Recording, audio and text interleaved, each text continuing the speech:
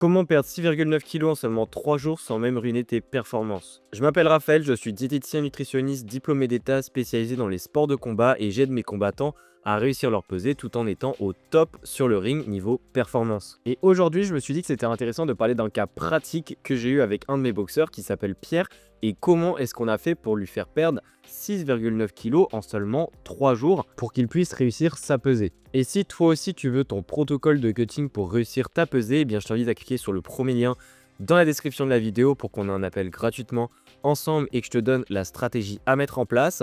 Et maintenant, on passe tout de suite à la vidéo et à comment est-ce qu'on a fait avec Pierre pour réussir à ce gros objectif. Ok, alors cette vidéo, je vais la découper en 3 parties puisque effectivement, il y a eu à la fois le cutting, mais il y a eu aussi la perte de gras et je vais rappeler rapidement la différence entre les deux.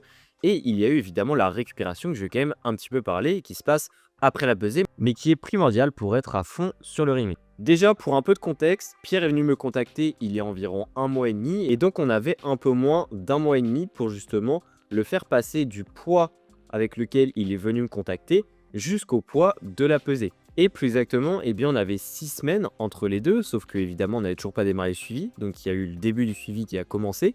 Et il est venu me voir à 83 kg et on devait arriver à 74 kg ou moins pour qu'il puisse réussir sa pesée et donc faire sa compétition correctement. Autrement dit, on avait environ 5 semaines pour perdre à peu près 9 kg. Et du coup, je vais t'expliquer comment est-ce qu'on a fait pour arriver à ce gros objectif qui était assez ambitieux. Puisqu'effectivement, la compétition qu'il avait derrière, eh bien, c'était un championnat du monde et lui, il fait ce qu'on appelle du chess boxing.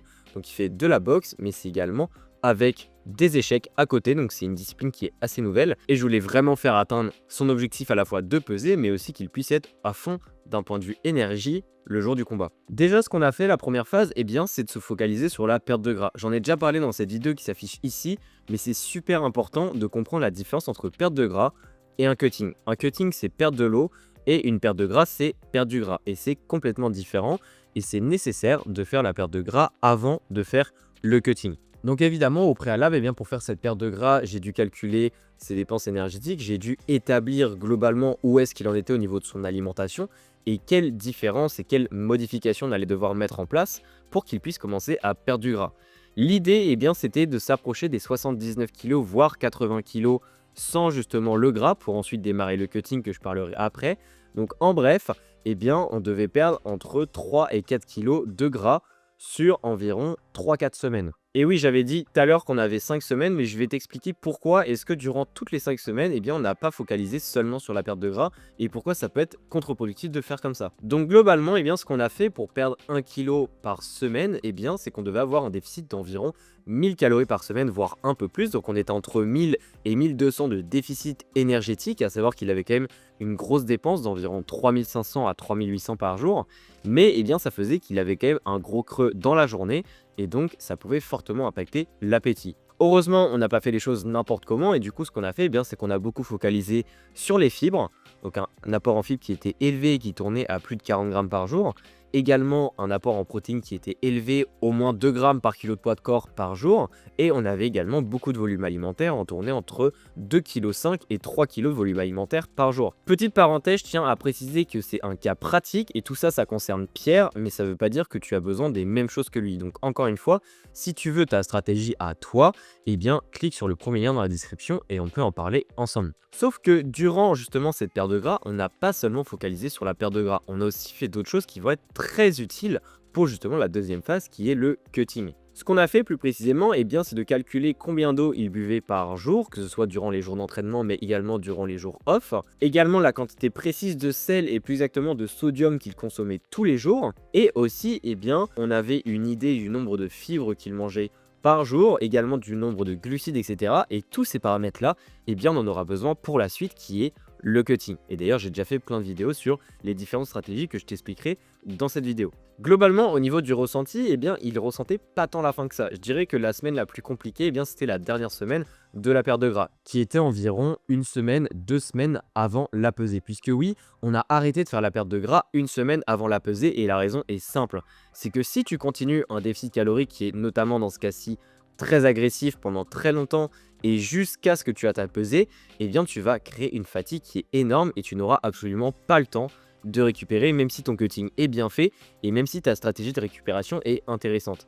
Du coup, moi, ce que je conseille, eh bien, c'est que ce qu'on appelle le fight quick, donc la semaine qui précède ta pesée, eh bien, tu ramènes ton combattant, ou alors tu te ramènes toi, si tu es toi-même le combattant, à ta maintenance calorique. Autrement dit, tu n'as plus de déficit calorique, tu n'as pas pour autant un surplus calorique, mais du moins, ça va t'aider à récupérer en énergie, puisqu'effectivement, pendant un cutting, tu n'as pas besoin d'être en déficit énergétique. Résultat, après cette phase 1, eh bien, on était environ à 80 kg et il nous restait une semaine pour arriver à moins de 74 kg. Et là, pour beaucoup de personnes, eh bien, on pourrait se dire que c'est foutu, on pourra jamais perdre 6 kg en une semaine. Et pourtant, eh bien, je vais te prouver le contraire, puisque si on y est arrivé, et d'ailleurs la récupération par la suite s'est très bien passée. Puisque oui, là le cutting, on va pas le faire n'importe comment, on l'a extrêmement bien préparé. Comme je te l'ai dit dans la phase numéro 1, durant la perte de gras, c'est primordial de commencer à travailler sur le cutting en amont, en déterminant la quantité d'eau, la quantité de sel, la quantité de fibres, la quantité de glucides, en essayant également à mieux comprendre comment est-ce que ton combattant réagit à différents protocoles. Et d'ailleurs, durant le protocole de perte de gras, eh bien, j'ai testé 3 jours pauvres en fibres sur lui, donc environ à la fin du protocole de perte de gras, pour savoir comment il réagissait à ce type de protocole. Puisque oui, effectivement, c'est bien de mettre des stratégies en place, mais si derrière tu réagis très mal au protocole, eh bien ça va impacter ta récupération. Et si tu réussis ta pesée, mais derrière tu es complètement mort sur le ring, eh bien est-ce que ça vaut vraiment le coup de mettre cette chose en place? Donc ce qu'on a fait durant la dernière semaine avant la pesée, eh bien c'est de ne pas démarrer surtout le cutting au début.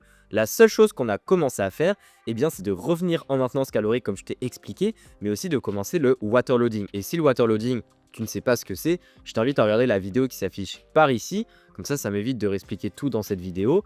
Et du coup, on a commencé à mettre en place ce waterloading. Ce qu'on a fait plus précisément, eh bien, c'est que vu qu'il était environ à 3,5 litres d'eau par jour en moyenne, eh bien, on est monté à x2. Donc, c'est-à-dire que pendant 3 jours, il était à 7 litres. Alors, évidemment, on a fait 2-3 jours avant les 7 litres pour monter progressivement.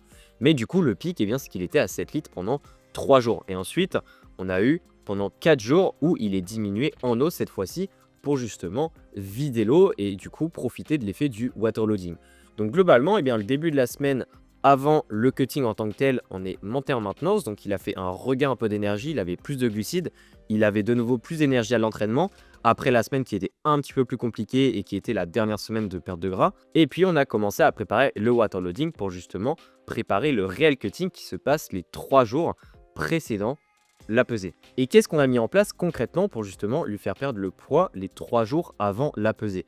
Puisque oui, effectivement, 3 jours avant la pesée, il était à 80,7 kg et il lui restait seulement 72 heures pour arriver à moins 74 kg. Et là, eh bien, on pourrait vite paniquer si par exemple on est un boxeur, on est un combattant, on est tout seul à gérer et on voit le poids sur la balance, eh bien on se dit que c'est foutu, mais si c'est bien préparé comme j'ai expliqué dans cette vidéo, tu as encore largement tes chances de réussir ta pesée. Ce que je lui ai fait concrètement, c'est de lui préparer un plan alimentaire extrêmement précis. Et là, c'est le moment du protocole où il faut être le plus précis. Il n'y a pas du tout le droit au moindre écart. C'est vraiment 3 jours où il faut faire les choses avec précision. Ce que je lui ai fait, c'est un pauvre en fibres, un pauvre en sodium, un pauvre en glucides et également continuer le protocole du waterloading, mais cette fois-ci on était dans la phase de water cut, c'est-à-dire qu'on diminuait l'eau et du coup on allait en dessous en termes d'eau de ce qu'il avait besoin par jour. Donc on était en dessous des 3,5 litres. Et également ce que je lui ai mis à côté, eh bien c'est potentiellement un bain chaud, mais ça j'en reparlerai après. Durant ces 3 journées, eh bien il les a extrêmement bien suivis et globalement le poids est parti assez rapidement. Le premier jour, eh bien il avait perdu environ 1,5 kg. Ensuite le deuxième jour, il avait presque perdu 2 kg. Mais sauf qu'on pourrait se dire que le deuxième jour, il était environ à 77 kg le matin et du coup, il lui restait un petit peu plus de 24 heures pour justement arriver à 74 kg. Sauf qu'il lui restait plus de 3 kg à perdre. Donc concrètement, eh bien, qu'est-ce qu'on a fait? Eh bien là, dans cette situation, quand tu es à un protocole très strict, c'est-à-dire pauvre en sel, donc moins d'1 gramme de sel par jour, également moins de 100 grammes de glucides, voire moins de 50 grammes de glucides par jour, également moins de 15 grammes de fibres, et aussi eh bien, un apport en eau qui est pas plus élevé que 1,5 litre dans la journée, et bien pour son gabarit à lui, qui était quand même environ 80 kg de base, eh bien on peut pas faire plus strict. Sinon là, ça le mettra en danger. Évidemment, mon rôle, ce n'est pas de le mettre en danger pour qu'il réussisse sa pesée, c'est de le faire réussir sa pesée sans le mettre en danger justement. Eh bien c'est là où le bain chaud est arrivé en place. En fait, ce qui s'est passé pendant ces 3 jours, c'est qu'il devait se peser tous les matins. Moi, je lui donnais des estimations du poids qu'il devait faire, donc par exemple entre tel et tel poids. Et du coup, on ajustait la stratégie selon le poids qu'il était. Et du coup, ce qu'on a fait, eh bien, c'est qu'on a mis en place un bain chaud la veille de la pesée, avec un certain poids à atteindre pour aller ensuite dormir, puisque oui, la nuit avant une pesée, eh bien, même si tu combats seulement le lendemain, c'est super important. Et ensuite, eh bien, on a refait un bain chaud le matin même de la pesée, puisqu'on n'était pas encore exactement au poids. Et même, on est allé un petit peu plus serré sur le matin même au niveau du protocole du bain, puisqu'on pouvait se le permettre, puisqu'il n'y avait pas derrière le sommeil et donc la récupération qui allait être vraiment impactée. Le protocole du bain chaud était aussi extrêmement précis. Je lui ai pas donné quelque chose où il fallait seulement qu'il aille dans un bain chaud et qu'il se laisse suer. Non, c'était vraiment quelque chose de beaucoup plus précis. J'ai pris tout en compte au niveau de son logement qu'il avait, puisqu'il avait un championnat du monde qui était en Serbie. Autrement dit, il n'était pas chez lui, c'était un Airbnb. Donc on s'est adapté à l'environnement et tout ça ensemble, toutes ces stratégies de cutting l'a fait arriver à 73,8 kg le jour de la pesée. Autrement dit, il est passé de 80,7 kg à 73,8 kg en seulement 72 heures. Et ça avec le protocole de cutting que je t'ai expliqué dans cette phase numéro 2. Et là maintenant qu'il a réussi la pesée, on pourrait se dire qu'il a juste à manger plein de choses, il a juste à bien récupérer, mais c'est pas exactement comme ça qu'il faut faire les choses si tu veux bien faire les choses. Il était à 73,8 kg et moi je lui ai dit dans 24 heures tu combats et donc dans 24 heures tu dois refaire le poids que tu faisais au début du cutting. Et au début du cutting, eh bien, il faisait 80,7 kg. Donc autrement dit, il devait récupérer ses 6,9 kg en seulement 24 heures. Et là, ça paraît compliqué, mais c'est possible avec, encore une fois, une bonne stratégie. Déjà, la première chose qu'on a fait après la pesée, eh bien, c'est de bien reboire progressivement et de ne surtout pas manger. Donc là, ce qu'il a fait, eh bien, c'est qu'il a utilisé sa boisson d'effort, donc il l'a bu avec un certain timing que je lui ai expliqué, donc 400 ml au début, donc les premières 20 minutes, et puis après, par la suite, toutes les 15 minutes, il buvait 200 ml, et donc comme ça, eh bien, il s'est réhydraté progressivement sans mettre des aliments solides dans son système digestif qui peuvent justement perturber sa digestion, vu qu'il était entre guillemets assez fragilisé après un aussi gros cutting. Et puis par la suite, cette fois-ci, il pouvait vraiment manger un vrai repas.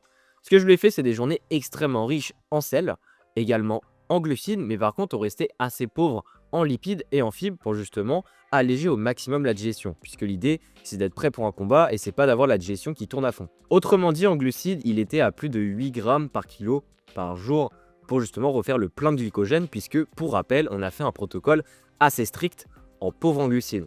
Autrement dit, les stocks de glycogène étaient complètement raplapla. Comment ça s'est passé? Eh bien c'est simple, 24 heures après, il faisait 81 kg. Autrement dit, il avait gagné plus de 7 kg et donc on avait réussi l'objectif qu'on s'était donné. Et tout ce protocole-là, dans son ensemble, eh bien ce n'est pas du hasard. Et d'ailleurs, Pierre, eh bien il a beaucoup de mérite puisqu'il a suivi ce protocole que tout le monde ne pourrait pas suivre puisque c'est très précis, mais par contre, si c'est bien suivi, ça apporte beaucoup de résultats. Et cet exemple-là, eh bien, ça montre qu'on peut perdre beaucoup de poids en très peu de temps sans même se cramer et sans même impacter ses performances. Puisque oui, après la récupération, il se sentait extrêmement bien. Une chose par contre que je tiens à préciser par rapport à tout ça, eh bien, c'est que ce genre de perte de poids, c'est ce qu'on appelle des RWL, autrement dit des Rapid Weight Loss. Et ça correspond plus exactement à plus de 5% de perte de poids en moins d'une semaine. Et là, on y était carrément puisqu'il a presque perdu 10% de son poids de corps en seulement 3 jours. Mais sauf que ce genre de choses-là, eh bien, je ne les conseille pas plus de 1 à 2 fois dans l'année. Lui, c'était assez particulier, c'était un championnat du monde, il voulait vraiment réussir la pesée, c'était aussi un challenge personnel, mais c'est pas quelque chose que je recommande de faire tous les mois puisque ça a quand même des impacts sur le corps si c'est fait de manière répétée à long terme. Toutefois, eh bien, ça peut arriver qu'on doit faire ce genre de protocole et ça marche. Et encore une fois, on ne l'a pas mis en danger à aucun moment. Et donc, si toi aussi tu veux avoir ce genre de résultat ou si tu as ce genre de challenge qui arrive dans les prochains mois et que tu souhaites être aidé, eh bien, n'hésite pas à cliquer sur le lien dans la description pour qu'on puisse avoir un appel ensemble. Si tu as des questions, n'hésite pas à les mettre en commentaire et aussi à t'abonner pour ne pas louper les prochaines vidéos. Et puis, on se dit à la prochaine pour une nouvelle vidéo. Allez, ciao!